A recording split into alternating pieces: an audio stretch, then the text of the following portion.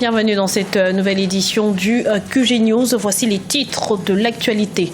Nouvelle tentative, nouvel échec. Au Niger, la demande de liberté provisoire de l'ancien président de l'Assemblée nationale, Hama Amadou, a été rejetée ce lundi par la justice. La Banque centrale algérienne au chevet des établissements financiers. Elle prévoit d'y injecter des fonds pour contrecarrer la baisse de liquidité en recul d'un tiers sur un an. Et puis, si la religion est ancestrale, sa célébration est récente. Au Bénin, le pays a vibré ce dimanche 10 janvier au rythme de la fête du Vaudou. Gros plan dans ce journal.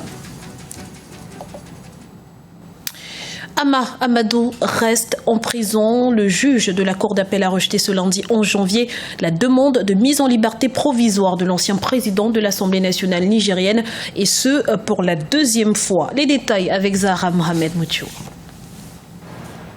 La Cour d'appel de Niamey a rejeté ce lundi la demande de mise en liberté provisoire de Hama Amadou. C'est la seconde fois que la justice refuse la requête de l'opposant au président Mahamadou Issoufou.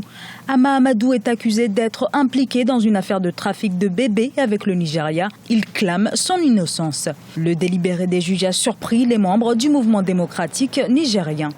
C'est avec un pincement au cœur que nous avons effectivement appris le rejet de la demande de mise en liberté provisoire formulée par le président de notre parti, M. Hama Amadou. Et nous avons demandé à nos conseils et au conseil de l'intéressé de s'organiser de manière à ce qu'on puisse le plus rapidement possible procéder au recours d'usage, de manière à ce que, en tout cas, nous puissions encore revoir ce dossier comme cela s'y est. Ce rejet intervient quelques semaines de l'élection présidentielle.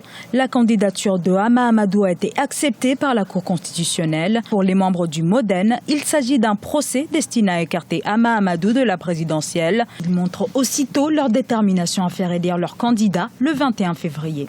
Nous faisons confiance à notre justice et nous pensons qu'en tout cas, nous réintroduirons la demande de liberté provisoire et nous irons en tout cas jusqu'au bout de la procédure qui nous a permis par la procédure pénale nigérienne. Mais en tout état de cause, nous l'avons vu cet état de figure. Et ça ne nous empêche pas d'aller en campagne et ça n'entamera à rien l'engagement et l'ardeur des militantes et des militants de l'Oumana à battre campagne. Nous battrons campagne dans la sérénité, mais avec une volonté farouche. Pour l'heure, Hama Amadou est écroué à Filingué dans l'ouest du Niger. Il a été arrêté le 14 novembre à son retour d'exil et a toujours dénoncé un dossier politique, alors que le gouvernement parle d'un dossier de droit commun. Avec ce nouveau verdict et à 1 mois et demi de la présidentielle, le climat politique est tendu au Niger. Et Hosni Moubarak aussi n'aura pas obtenu gain de cause. Le pourvoi en cassation de l'ancien président égyptien et 2 de ses fils a été rejeté le 9 janvier. Ces derniers devront s'acquitter d'une amende de près de 16 millions de dollars, sont toutefois retournés en prison. Les précisions d'Oumo Kalsomba. La Cour de cassation a rejeté le 9 janvier le pourvoi en appel de l'ex-président égyptien Hosni Moubarak et de ses 2 fils. La juridiction a ainsi confirmé une peine de 3 ans de prison. Ils devront aussi s'acquitter d'une amende de 125 millions de livres égyptiennes. Ils étaient détenus dans un hôpital militaire du Caire depuis la révolte de 2011.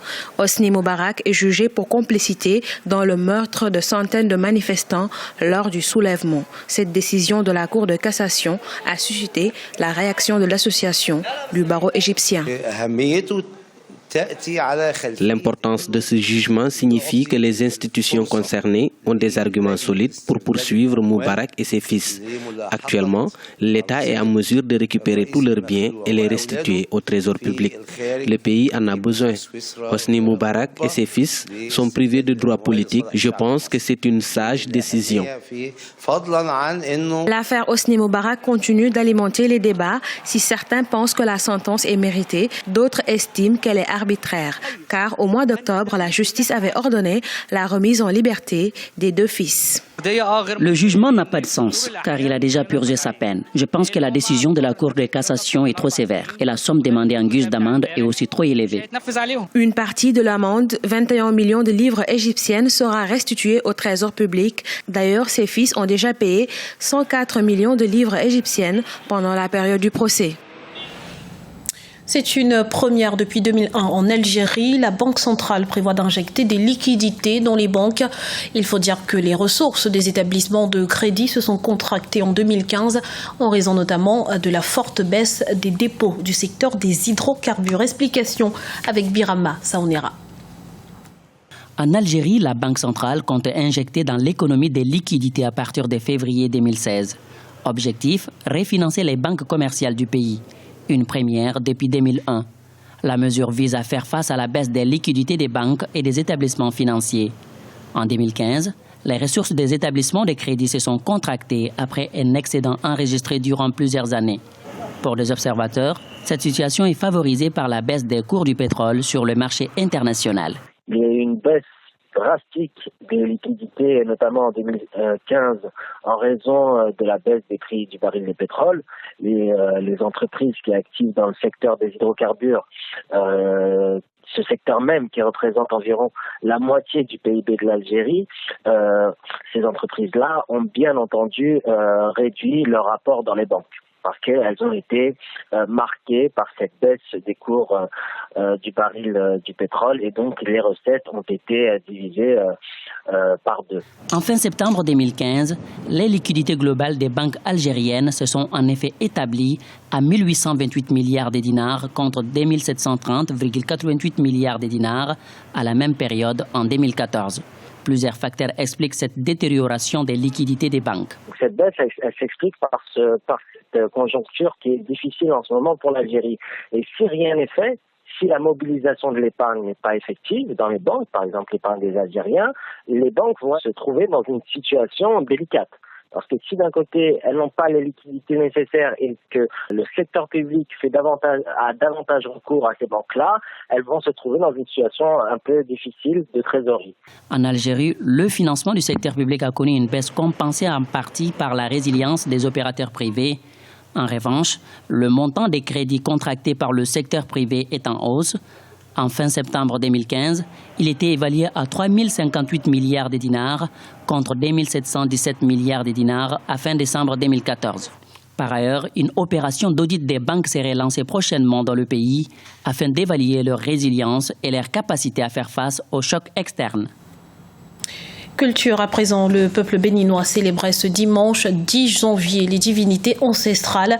L'occasion pour les adeptes de se retrouver, et Cotonou, la capitale économique, n'est pas restée en marge de cette tradition. Immersion dans ce reportage de Lefty Ouno, notre correspondant à Cotonou.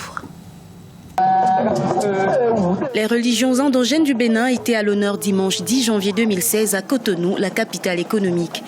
Initiée par le président Nicéphore Dieudonné Soglo depuis 1994, la fête du vaudou a été célébrée à travers une riche manifestation des adeptes de plusieurs divinités venues de divers horizons. À cette occasion, des prières ont été adressées aux divinités pour la consolidation de la paix. C'est une édition spéciale parce que vous savez qu'en 2016, là, il y aura une grande élection. Donc, toutes ces manifestations-là expriment déjà nos prières pour que ces élections soient transparentes et puis aussi crédibles et qu'il n'y ait pas de troubles. Donc, nous prions pour la paix et surtout que les religions s'acceptent. Au-delà des prières, cet événement constitue un moment de grande retrouvaille entre les chefs traditionnels. Chacun d'eux vient valoriser des divinités qu'ils vénèrent. Pour de nombreux dignitaires, le vaudou est une richesse. Notre divinité est appelée Atigali. Il est un fétiche fort qui guérit les malades et la sorcellerie parce que nous, on ne s'associe pas avec les sorciers.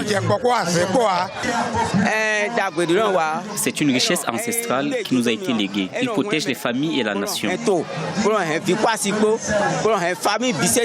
Réputé berceau du vaudou, le Bénin honore son patrimoine culturel et rituel à travers cette fête. Des milliers d'adeptes d'une vingtaine de divinités ont laissé découvrir la beauté et la valeur de la religion ancestrale au cours de la manifestation à la place Saint-Cécile à Cotonou. Rappelons que la célébration officielle de cette fête a eu lieu à Savalou, une ville située à 243 km de Cotonou. Le vaudou est une richesse culturelle que partagent les peuples des États du Golfe du Bénin, notamment le Bénin, le Togo, le Ghana et le Nigeria. Ce journal a été réalisé par l'ensemble de la rédaction. Merci pour votre fidélité. Retrouvez dans un instant une nouvelle édition de l'actualité sur Africa 24.